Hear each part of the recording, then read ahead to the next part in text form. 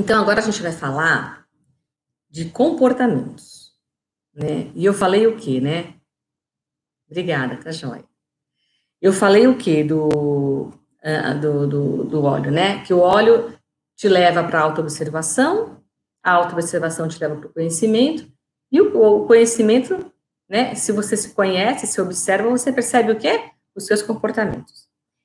Para a gente mudar comportamento, tem muitos jeitos. Eu vou listar alguns, mas eu vou falar. Um minutinho só, para não me perder aqui. Eu vou falar de alguns, mas tem muitos caminhos para você trabalhar os seus comportamentos. Porque a questão do comportamento, gente, ainda mais agora que a gente está mais voltado para nós, né? A gente precisa perceber que tem coisas que precisam ser mudadas. Porque às vezes eu sou desagradável com alguém, né? E aí a pessoa ou me evita, ai, nossa, aquela pessoa não vou nem chegar perto. Ou, se ela não tem como me evitar, por exemplo, se eu sou familiar, se eu convivo, não tem como evitar, correto? Mas aí, por exemplo, se você é uma pessoa muito explosiva, quem convive tem que ficar em panos quentes, tentando manter sempre o controle das emoções, para você não explodir, por exemplo. Então, se você é uma pessoa impulsiva, é legal, por você e pelos outros, você mudar. E tem formas de mudar, tem caminhos para mudar, tá bom? Então, os caminhos são: tem caminhos que vão ficar com você 24 horas, nós vamos fazer algumas práticas aqui sobre esses caminhos, tem coisas que não estão o tempo todo com você, mas você pode usar de manhã, pode usar à tarde. Então, a questão do comportamento, você pode usar respiração, altera comportamento, sono, regularizador, né? Organizador, transforma comportamento. Momentos de silêncio transformam comportamento. Pausas no dia a dia contornam comportamentos. E hormônios em ordem ajudam na questão dos comportamentos, tá? Então, vamos por partes. Vamos falar um pouquinho de cada um. Então, lembra assim que os nossos hormônios, eles interferem diretamente nos nossos comportamentos. Eu gosto de chamar o sistema hormonal, do sistema endócrino, de sistema dos comportamentos, porque eles têm uma relação muito forte com os nossos comportamentos. Isso eu vou explicar daqui a pouquinho, quando chegar na hora do sistema endócrino. Logo, se eu honrar, se eu cuidar do meu sistema endócrino, eu posso transformar atitudes. Olha que coisa maravilhosa! Você transformar a atitude simplesmente porque você está buscando caminhos que equilibrem o seu sistema endócrino. Isso é incrível, gente. É uma coisa tão simples e possível, né, de acontecer. Porque às vezes tem comportamentos em mim que me desagradam, né? E às vezes tem comportamentos em mim que desqualificam as minhas relações. E é muito desagradável isso, né? Então, mesmo que a gente tenha as nossas tendências, porque a gente tem as nossas tendências, né? Independente de estar tudo em ordem, eu tenho as minhas tendências, vocês têm as suas, tá certo? Mas ainda assim, há caminhos de mudança de comportamentos, ok? Tem caminhos para você equilibrar só o físico e tem caminhos para você harmonizar. Quando eu falar em equilíbrio, estou falando de físico, de corpo grosseiro com todo respeito, no sentido de ser matéria, tá? Quando eu falar em harmonizar, eu estou falando de grosseiro e de sutil, de emoção, de alma, de vitalidade, tudo junto. Então, tem caminhos para equilibrar o físico e o sutil também, né? Através do sistema endócrino e dos nossos comportamentos. Pensando em equilíbrio físico do sistema endócrino, você tem hormônios, esses que a gente toma mesmo, sintéticos ou bioidênticos, né? Mas eles só vão na questão física. Para ir além, equilibrar o físico e equilibrar o... Nossa, espera um pouquinho, gente.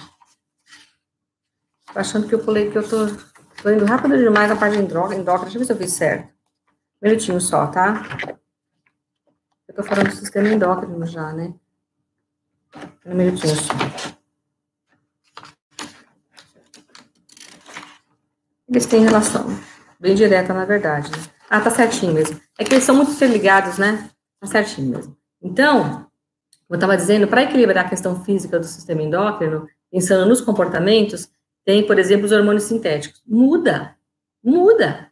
Por exemplo, se você tiver uma disfunção na tireoide, um hipotireoidismo, você fica deprimido. De repente, você toma um hormônio, você vê tudo colorido, né? Então, muda. Mas ainda é um aspecto, é uma parte, não é ainda sistêmico, ainda, né? Agora, para equilibrar de uma forma, harmonizar e não só equilibrar, tem a questão dos hormônios que você pode usar quando precisa, tem a respiração, tem movimentos articulares, tem yoga, tem óleos essenciais, tem sono, alimentação, quietude, tá? Então, respiração, vamos falar lá do primeiro tema que eu puxei lá atrás. A gente não escuta muito assim, nossa, tive que contar até 10. Ou então a frase famosa agora, né? Inspira, expira e não pira, né? A gente tem escutado muito isso, tem até caneta, camisetinha, quadrinho, né? Com essa frase agora. O que isso quer dizer? Contar até 10, ou inspira, expira e não pira. Quer dizer, respira. Respira.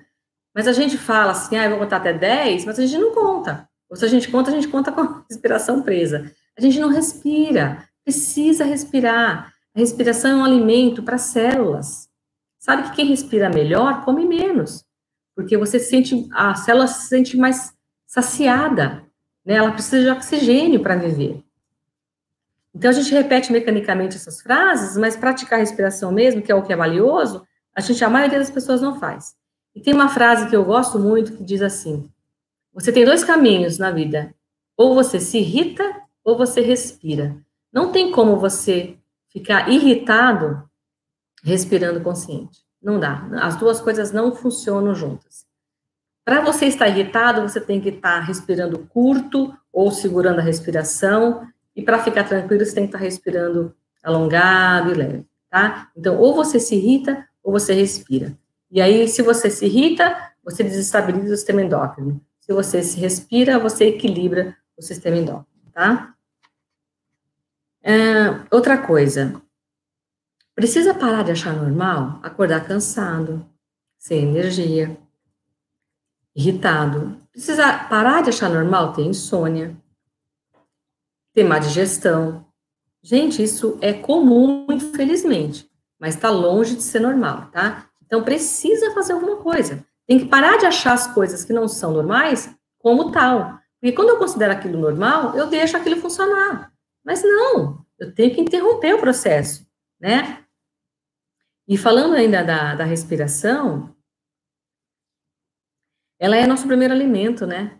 Antes da gente ir pro peito da mãe, a gente respira. Quando a gente sai do útero materno, a primeira coisa que a gente faz é respirar. Se a gente chora, né, que dói. Então, ela é nosso primeiro alimento, é nosso último alimento também, né? Não existe vida sem respiração. Outra coisa, a respiração ordenada, consciente, ela traz um padrão, ela traz de volta, né? E fala no livro do Kahneman, Anatomia Emocional, o nome, ele fala do padrão pulsátil da vida, que hoje os seres humanos perderam o padrão pulsátil da vida. E esse padrão está em tudo, tá? Não é só no coração que pulsa. Meus intestinos, meu coração, né? Minha fala, minha respiração que expande, que contrai, tudo ressoa assim em você, tudo, ou deveria, né? Mas quando a gente começa a perder um pouco desse padrão pulsátil, integrado e harmônico, as doenças começam a surgir. E a respiração consciente te ajuda nesse aspecto, de trazer esse padrão de volta, trazer você para você mesmo, né? Para você como ser, de fato. Que mais? Eu queria colocar aqui para você da respiração. Com uma respiração deficiente, fica muito difícil ter um sistema endócrino em ordem. Até respirando direito é difícil nos dias de hoje, quanto mais não, né? Deu meia hora, mas tô no lucro ainda. Outra coisa, muita gente, quando eu falo da questão, por exemplo, da tireoide, do sistema endócrino, meus exames estão normais. Gente, muito cuidado com isso. O exame é importante, ele é um medidor, né? Ele é um sinalizador, mas se o meu corpo está dizendo totalmente o contrário do que o exame está falando, quem é que está com razão? É o exame? Nem sempre acusa exames. Você precisa ver o seu corpo.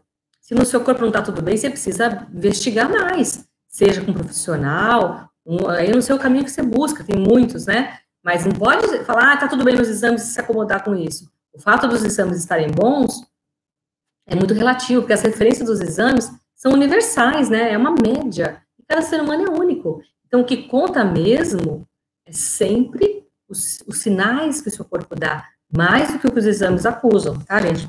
Então, tem que ter muita atenção a isso também. Então, assim, uma dica, né, sobre a respiração, para a gente fechar o tema da respiração. Duas coisas. Primeiro, ela é alimento, é alento do coração, da alma, e alimento da mente e do corpo, tá? E a gente precisa, gente, a alma precisa desse alimento sagrado para se harmonizar. Precisa desse alimento sagrado, tá? Então, uma dica. Como eu comecei lá atrás, para eu lembrar de respirar, eu criei algumas regrinhas para mim.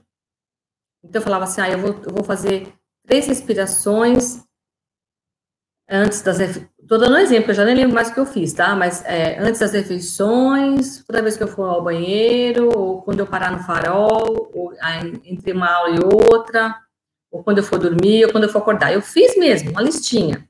E eu comecei a fazer mecanicamente, intencionalmente, o processo de respirar 3 vezes, 4 vezes, com consciência. Nós vamos fazer depois a respiração, tá? E aí foi não sei quanto tempo, porque eu não fico marcando, mas, de repente, num dado momento, eu percebi que eu estava assim, tipo, né, ouvi uma pessoa falar, tal, aí me vinha uma respiração longa. Eu falei, nossa, que estranho, né? E aí, de vez em quando, vinha aquela respiração de novo. E eu fiquei observando isso. Aí, o que eu percebi? Que de tanto eu ficar no mecânico, trazendo a respiração consciente, o meu corpo foi assimilando e gostando desse movimento. E aí, quando eu não fazia, ele me lembrava. Ele falava, ops, respira aí. E me dava aquela respiração gostosa, sabe? E hoje eu não preciso mais lembrar, né? E nem ele me lembrar. Ela já acontece naturalmente. Mas foi assim que eu comecei, tá? Foi criando uma regularidade mesmo. Uma repetição todo dia. Gente, a gente não quer repetir, né? A gente quer novidade. Quem quer novidade é criança de 4 anos. Você tem que encontrar novidade nas suas ações, dentro de você, e não no que está fora. Porque fica difícil a gente encontrar novidade no que está fora o tempo todo. Por isso que não para com nada, né? É muito complicado você criar uma novidade sempre com o que vem de fora. Você tem que achar novidade dentro de você. E a respiração é um excelente caminho para isso, tá? Tudo bem até aqui? Eu tenho hipo, tomo eutirox. Ah, tá. Então, depois, acho que eu vou falar, então, já aproveitar que está no tempo, eu vi que ela escreveu aqui, acho que só ela que colocou a pergunta, né? Elenir, né? Eu também tomo, na verdade, por que eu falo vocês ouviram sintomas, gente? Eu tinha sintomas, eu vou falar depois, quando na hora do sistema endócrino, eu vou falar da glândula tireoide, eu vou falar dos sintomas mais detalhados. Mas só para puxar um pouco, responder a pergunta dela, eu tinha sintomas de hipotireoidismo, mas eu nem sabia o que era hipotireoidismo na época. E os médicos estavam tudo bem com meus exames, maravilhosos. E eu tinha sintomas. Até que eu cheguei num nível, eu comecei a ter questões de ciclo menstrual. E aí, só que eu estava já na época, com 46, aí falavam que era a menopausa.